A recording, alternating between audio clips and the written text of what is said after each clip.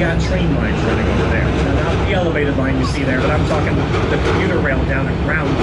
So the building hangs out above those tracks, and the cloth wraps around those. Najlepszy film z pociągu.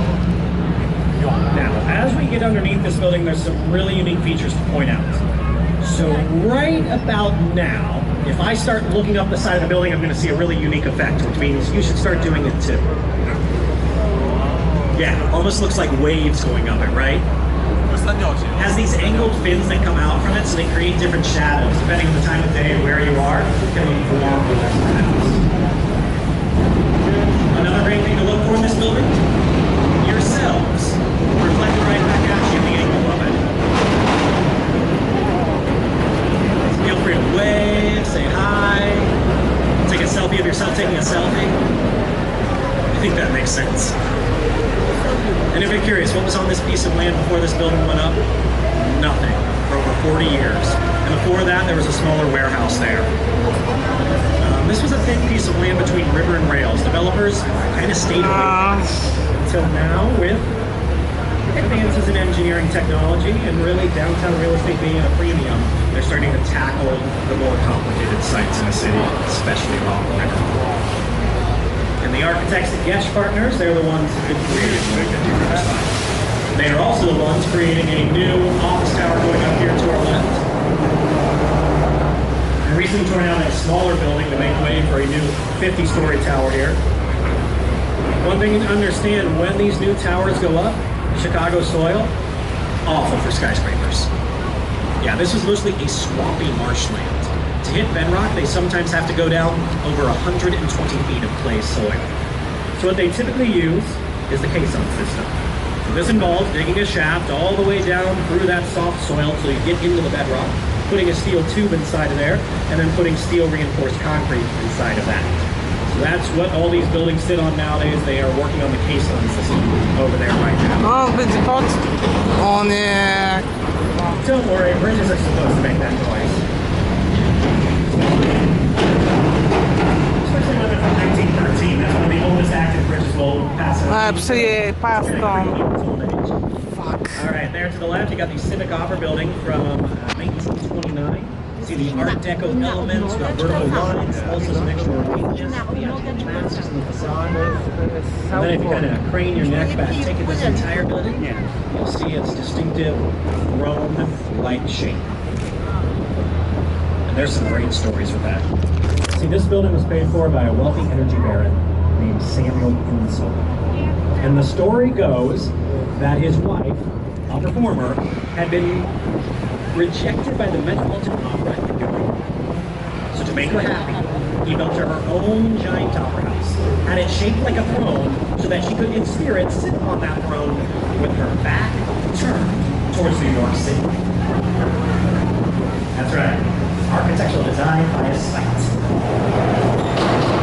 Now, I do have to say, that definitely falls in the category of legendary Chicago story. And like any good legend, there's about 3 different versions of it, parts of which I can absolutely verify, and some parts that get a little hazy.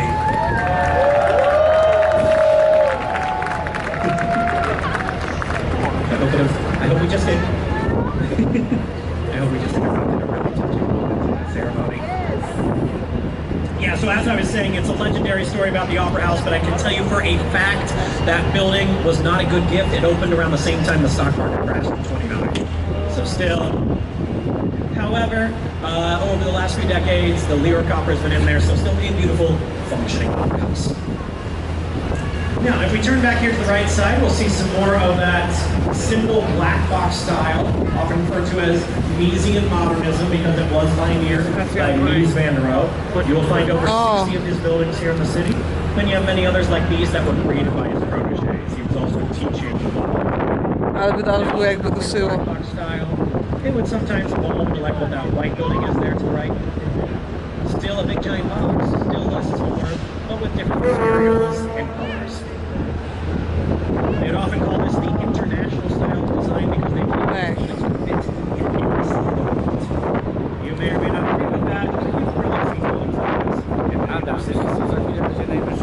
Alright, fun Chicago facts. Take a look at Adams Street in front of us.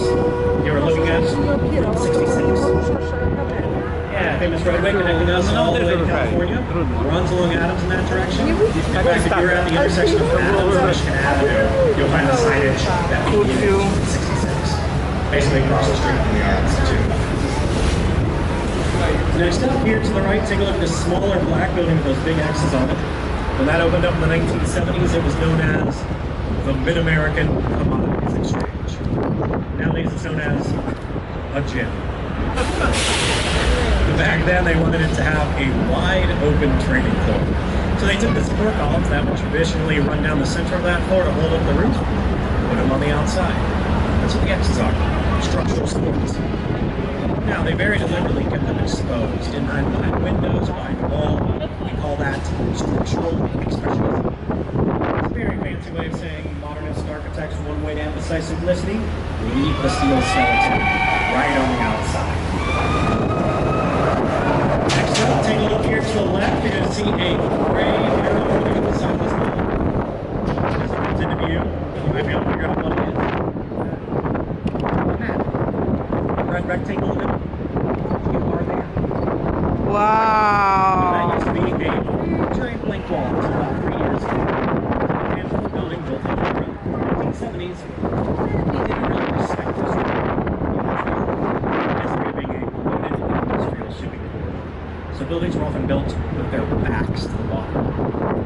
Nowadays, we like a lot more. That building got some new owners. They came up with a great idea to have the mural added. So now we usually pay attention to it as we go by. Next up here to the right, we're going to see another very large architectural building. Currently in the middle of a very large renovation. This is the old main post office. Let's start with its history. Completed in the early 1930s, designed by Graham Anderson. Wow, it's abandoned. With over 2 million square feet of space. It was the largest post office in the world. More recently, some movies filmed there. Transformers, Dark Knight. Right at the beginning of the movie, the bad guys are robbing a bank. No? Yeah, actually. Oh, gee.